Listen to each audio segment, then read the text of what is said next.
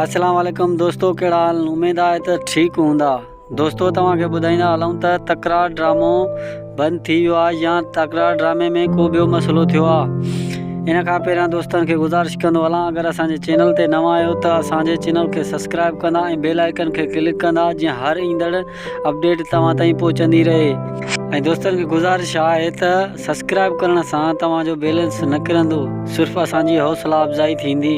त दोस्तों हलूं था पंहिंजे मेन टॉपिक जी तरफ़ त तकरार ड्रामो हाणे ईंदो या न। दोस्तनि खे ॿुधाईंदो हलां त तकरार ड्रामो ज़रूरु ईंदो ऐं तकरार ड्रामे जो ज़रूरु इंतज़ारु कंदा। तकरार ड्रामो ज़रूरु ईंदो। जीअं त तकरार ड्रामे में नवनि अदाकारनि जी एंट्री थी आहे, इन जे करे राति सिंध टीवी तां तकरार ड्रामो नशर न कयो वियो।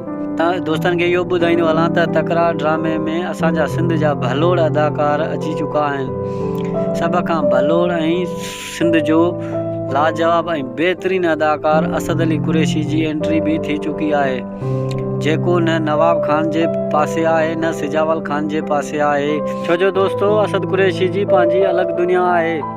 दोस्तों ॾिसणो इहो आहे त हाणे असद कुरैशी खे कहिड़ो करेक्टर था ॾियनि। दोस्तों असांखे ॾींदा इजाज़त, वरी कंहिं नई अपडेट में तव्हां सां मुलाक़ात थींदी। दोस्तनि खे गुज़ारिश कंदो हलां त असांजे चैनल खे सब्सक्राइब ज़रूरु कंदा।